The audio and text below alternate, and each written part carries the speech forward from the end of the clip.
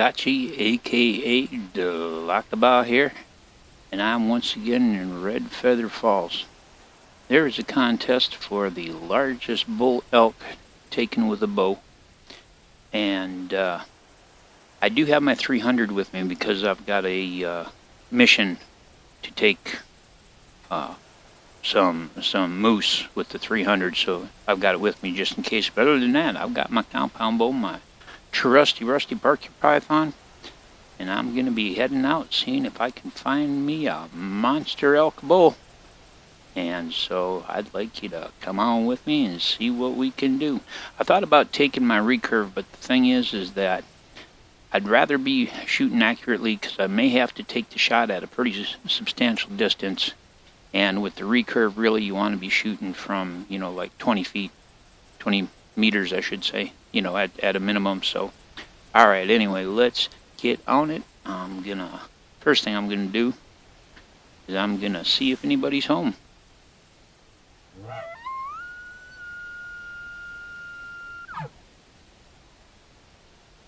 Now, I notice sometimes when I record, it doesn't record the sound when I blow that.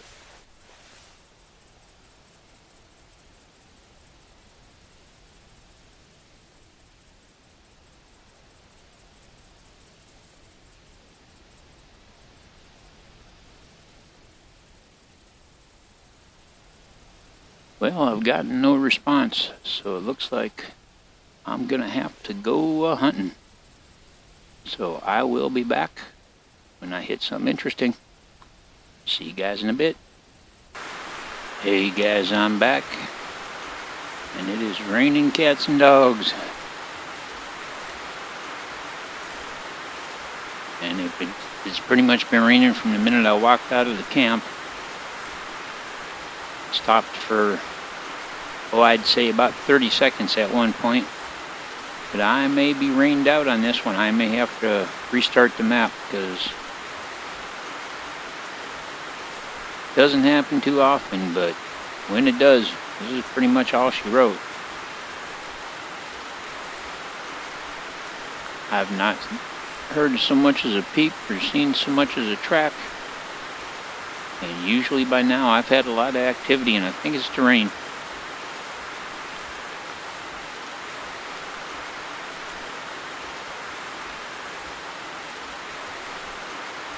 You'll see as I get down here towards the towards this body of water, you'll see what we see.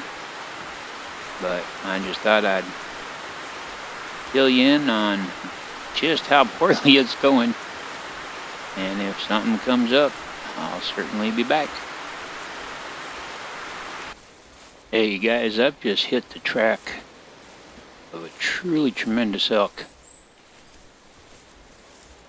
The track information says he could be going 500 kilograms, and when we get up to this track up here, I'll show you. Now, in the last hunting video that I put up, I was tracking one that was at 450, and he scored in the 360s. So this could be a champion critter, no doubt about it. But let me hit the button here. There's 400 to 500 kilograms. So I'm going to stay on his track. I'm going to see if I can find him. And I'll be back when either it's become clear that I got to give up the hunt, or I've got eyeballs on him, or at least I'm close enough to get eyeballs on him. So I shall return. Hey guys, I've got an amazing whitetail coming up on me here. I'm thinking about taking him with the 300. It's at about 125 yards, and that's quite a deer. It says he'd score between 90 and 170, but that rack is pretty astounding. I've lost the track of the Roosevelt elk. I don't know which way he turned, but he has cockered, and just there's no cover here. And I'm concerned that if I try to get this whitetail, what's going to happen is I'm not going to be able to get a close shot on him. and he's a beauty. But I also hate to shoot with the 300 and run off the elk if they're anywhere close. But I mean, look at that rack there.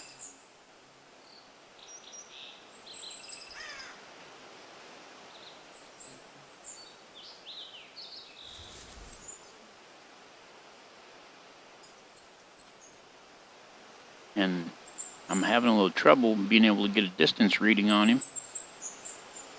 When I'm using this tree for cover. That can't be right. It claims he's 25 yards out. That makes a little more sense. There was a frickin' bull moose. He's like, it's going to be like the other day where we got us a menagerie. He's coming right into me.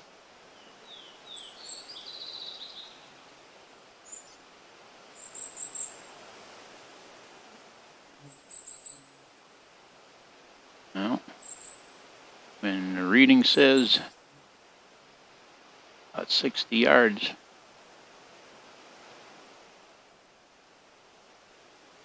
yeah, I'm going to go prone. I'm going to take him with the 300. Because I'm not interested in the moose. And look at that rack. What the hell? That should have been a hard shot. There he goes down. Alright. So I'm sure I've scared off that elk if he was anywhere close by. But let's go see this whitetail, because he was something. He was something. But I'm sure that bull moose that we heard is long gone. And maybe we'll see that elk's track along here, but he started to curve.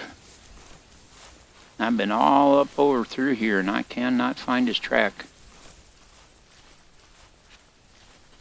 And I just could not let that whitetail go. You know, that's the second really big whitetail that I've seen recently. I wish I had a contest I was doing for whitetail, but I don't. But I think he's going to be close to my personal best. But there were a lot of points and they were real long, and that's why I decided to risk taking the shot.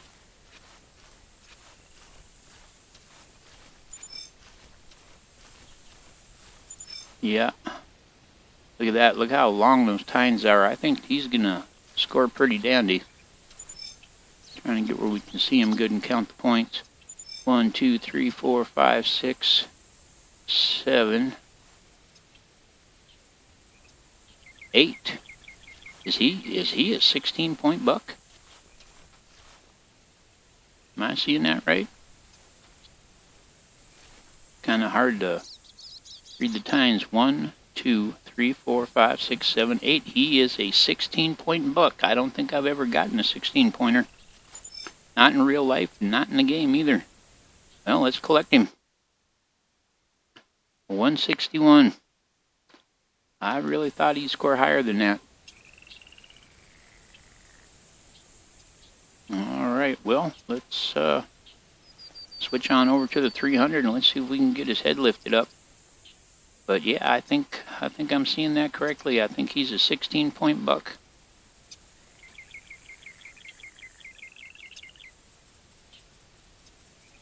Come on up here. We're going to zoom in now that I can see. 1, 2, 3, 4, 5, 6, 7, 8. Yes, he is a 16-point buck. He may not be my personal best in terms of the highest score I've ever got, but he's my personal best in terms of the number of points. Which is pretty freaking cool. I'm trying to get where, you can see his points.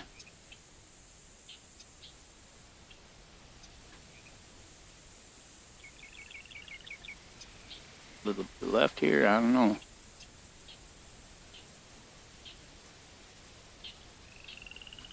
even though it's kind of a odd angle for the shot. Like I say, I'd like to get where you can count his points. There you can see them all. Alright. Well, I have no idea where this damn elk has gone to. Hey guys, I'm back. I had lost this fella's trail for quite some time. And I not only have finally found his track again, but I just heard him bugle up by the road. Check my scent suppression here. 4 minutes left. Good thing I checked it. In the interim between the last time that I was recording and now, I took a moose and I thought I was recording and I wasn't. So I'll throw in the picture I took at the end of the video so y'all can see him. He wasn't nothing to write home about. I mean, he was certainly a decent moose, but he was no champion. Actually was not the best harvest. When I spotted him, he was facing away from me, and he stepped just as I shot, and I hit him kind of far back. So I had to finish him with a second shot. Actually, took a headshot. I usually don't do that, but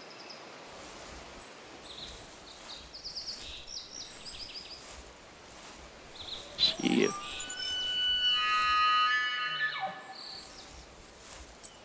that's our boy. He is right off over there.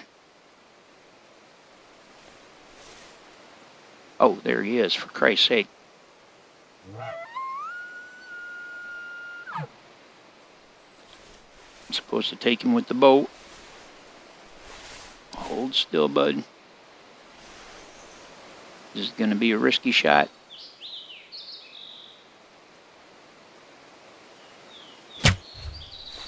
I hit him. I think I hit him high. But that was our boy.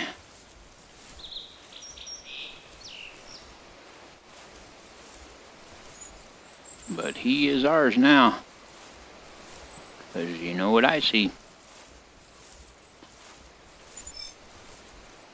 Heart and lung.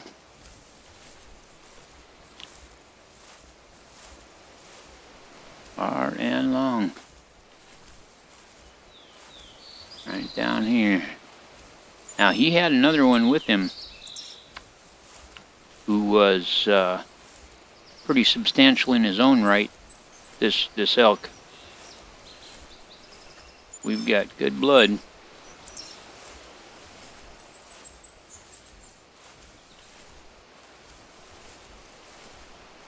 So we're going to see how this fella turns out.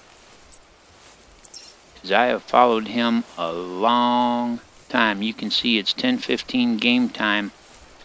And I started this hunt at 7 a.m. game time.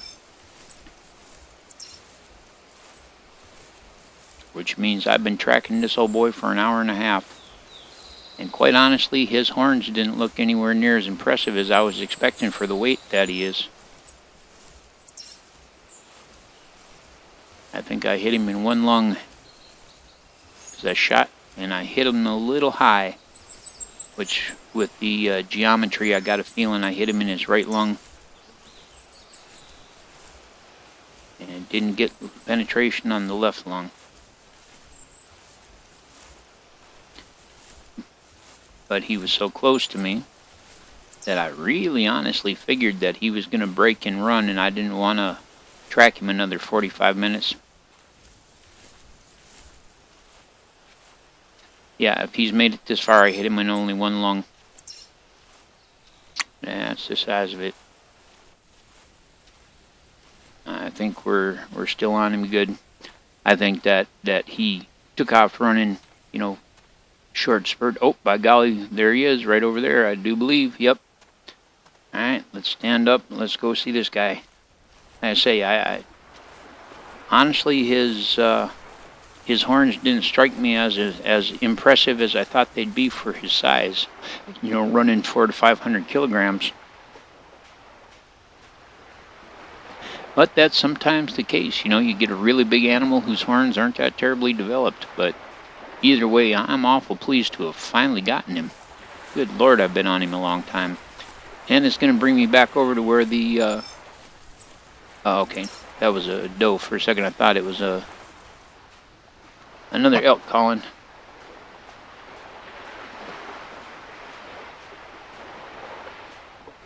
But the important thing is we took him with the bow, so he'll qualify for the contest. Well, nah, those horns are nothing to sneeze at. Yeah, hit him a bit high and a bit back. By golly, I'm not going to complain. He's a good-looking fella. I'm going to step on around this side of him here. Just get him collected. Yeah, see, hit him in just one lung. That's what I figured. But he's the 345, by golly. Position number 1 and bull's best. But as I said, that's nothing to be impressed by because of the simple fact that it's early enough in the contest. Very few people are involved. Why do you got such a wiggle on you? What's going on?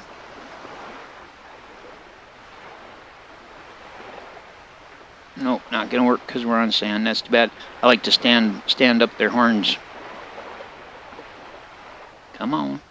What we got going here? I think I'm gonna pull this over. There we go. And pull me over. Boy, we both got a wiggle on. Get my bow out.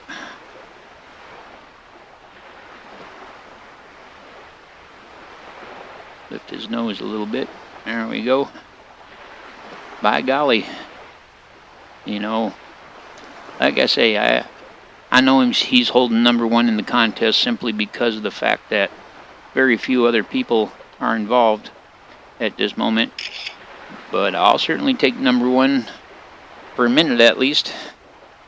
It makes me feel that it was worth all that following him. That's for sure.